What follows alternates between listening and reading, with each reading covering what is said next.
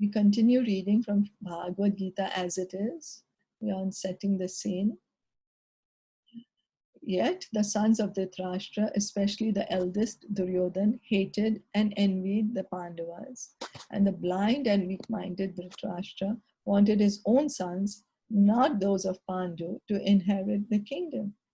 So Dhritarashtra wanted his sons, even though they were not qualified to be kings, they wanted them to become kings because of his attachment.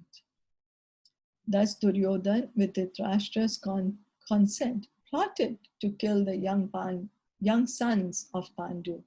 And it was only by the careful protection of their uncle Vidura and their cousin Lord Krishna that the Pandavas escaped the many attempts against their lives. So throughout their lives, Duryodhan kept on making so many plots to kill the Pandavas. He gave Bhim a poison cake. Then he sent them to a house and set fire to that house. Repeatedly he tried to kill them. And all this was under the consent of Dhritarashtra. Dhritarashtra knew that and he agreed. But time and time again, the Pandavas were saved because they are pure devotees of Krishna. Krishna saved them. And also they were getting the very good guidance of Vidura. Vidura is also a pure devotee of Krishna.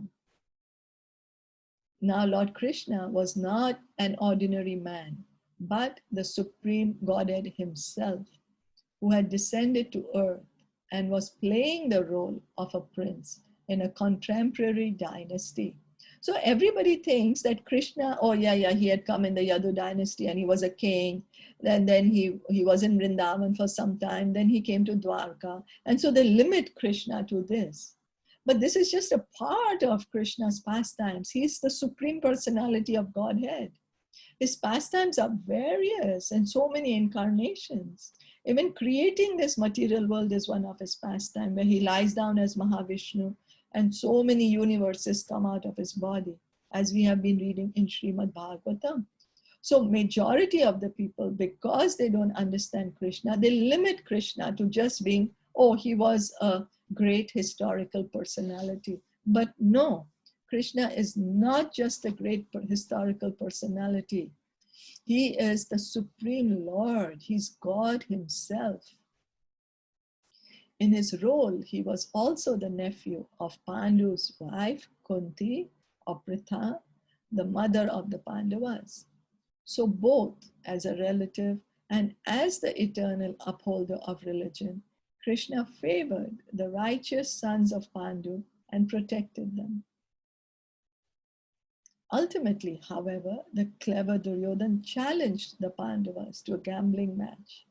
In the course of that fateful tournament, Duryodhan and his brothers took possession of Draupadi, the chaste and devoted wife of the Pandavas, and insultingly tried to strip her naked before the entire assembly of princes and kings. Krishna's divine intervention saved her, but the gambling, which was rigged, cheated the Pandavas of their kingdom and forced them into 13 years of exile. So Krishna, when he came to this earth to perform his pastime, he also played the role of the nephew of Kunti, because Vasudev and Kunti are brother and sister. Krishna is Vasudev's son, so Kunti becomes his aunt. And so the Pandavas, they become his cousins. So he protected the Pandavas not only because they were his cousins, but because they were his pure devotees. They were pure devotees. And then we all know that Duryodhan, he tried to insult Draupadi in the assembly where all these great leaders were sitting, but Krishna saved her. Krishna saved her at that time. But yet the Pandavas had to go to the forest for 13 years. Upon returning from exile, the Pandavas rightfully requested their kingdom from Duryodhan, who bluntly refused to yield it. Duty-bound as princes to serve in public administration, the 5 Pandavas reduced their request to a mere 5 villages. But Duryodhana arrogantly replied that he wouldn't spare them enough land into which to drive a pin. So after the Pandavas finished their 13 years of exile, they came back and they said, okay, we finished our exile, give us our share of the kingdom. And then Duryodhana said, no way, I'm not going to give you your kingdom back. They said, okay, just give us 5 villages because we are Kshatriyas. By nature, by our dharma, we have to rule. So just give us 5 villages. Duryodhana said, no, I will not even give you a land in which you can prick a pin. Throughout all this, the Pandavas had been consistently tolerant and forbearing, but now war seemed inevitable. Nonetheless, as the princes of the world divided, some siding with the sons of Dhritarashtra, others with the Pandavas, Krishna himself took the role of a messenger for the sons of Pandu and went to the court of Dhritarashtra to plead for peace. When his pleas were refused, war was now certain. So even after Duryodhana said that I won't give you anything, and then there was talks of war, yet Krishna went to speak to Duryodhana, try to mediate between them, try to see is there a solution without the war. At that time also Duryodhana didn't agree to any sort of a compromise. And so there had to be war now. The Pandavas, men of the highest moral stature, recognized Krishna to be the Supreme Personality of Godhead, whereas the impious sons of Dhritarashtra did not. Yet Krishna offered to enter the war according to the desire of the antagonists. As God, he would not personally fight, but whoever so desired might avail himself of Krishna's army, and the other side could have Krishna himself as an advisor and helper. Duryodhana, the political genius, snatched at Krishna's armed forces, while the Pandavas were equally eager to have Krishna himself. Then Krishna, Duryodhana and Arjun, they both went to ask Krishna for help. So he said, I personally won't fight. I will just give some guidance. And on the other side, if somebody wants, they can take my army. Then Duryodhana, being how he is, he took the army. He said, what I'll do with one Krishna. He never accepted Krishna as the Supreme Lord. He and his brothers never accepted that Krishna is God. And so that's why they said, oh, what one Krishna? We don't want him. We want all his army.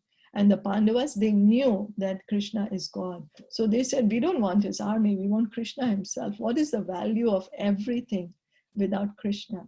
Prabhupada would say, what is the value? You keep on putting zeros. You put millions of zeros. It is still a zero. Even if you put 1 million zeros, they are still zeros.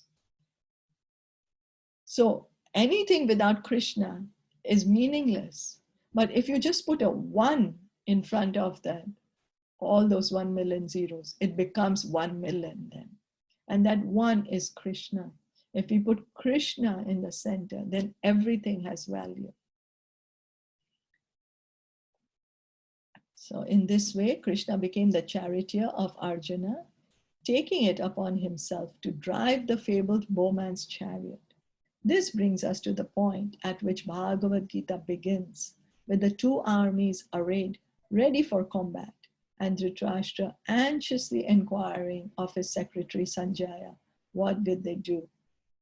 So now we are coming that how Bhagavad Gita was spoken, then how is it the scene is set for Bhagavad Gita to be spoken. The scene is set with only the need for a brief note regarding this translation and commentary. The general pattern translators have followed in rendering Bhagavad Gita into English has been to brush aside the person Krishna to make room for their own concepts and philosophies. The history of the Mahabharata is taken as quaint mythology, and Krishna becomes a poetic device for presenting the ideas of some anonymous genius, or at best, he becomes a minor historical personage. What Srila Prabhupada is saying, that there's so many Bhagavad Gitas translated into English, but those authors, they have not understood Bhagavad Gita. They have not understood that Krishna is the Supreme Lord. So they conveniently put that aside and they put forward their own philosophies, their own concepts, their own beliefs, their own ideas. And they have reduced Mahabharata to just some mythology, or just some poetry piece, or it just sounds good. It's also melodious to hear, without giving proper importance, proper due regard to what it represents, what it actually is. But the person Krishna is both the goal and the substance of Bhagavad Gita, so far as the Gita speaks of itself. This translation then, and the commentary that accompanies it, propose to direct the reader to Krishna rather than away from him. So we have seen there's so many translations of Bhagavad Gita, so many, but not one of them could make a pure devotee of Krishna, because all those translations are just misleading the people away from Krishna. Whereas that's the reason Srila Prabhupada translated Bhagavad Gita, and he wrote as it is, as Krishna spoke it, and as Arjuna understood it, so that we can understand what's the ultimate truth. We can understand what is the true position of God, what is our true position. The Bhagavad Gita thus becomes wholly consistent and comprehensible, since Krishna is the speaker of the Gita and its ultimate goal as well. The Bhagavad Gita as it is presents this great scripture in its true terms, the publishers. So the goal of the Gita is that we become devotees of Krishna. It leads us to Krishna, and the Bhagavad Gita is spoken by Krishna. And that is what was Krishna's reason that he spoke the Bhagavad Gita for. But there are so many professional people speaking about the Bhagavad Gita because they're just brushing Krishna aside and taking the glory for themselves. They want to be worshipped for themselves. Whereas Krishna wants us to go back home, back to Godhead, to understand who he is, who is God, and who we are, and what is our relationship with him, and what is all this material nature around us. What is the relationship between all the living entities that we are seeing? Is that okay? Yeah, very nice. Thank you. Thank you. So we can stop here for today. Yeah. Bhagavad Gita ki jai, Srila Prabhupada ki jai, Gaura Premanande, Hari Hari Bol. Thank you so much for joining.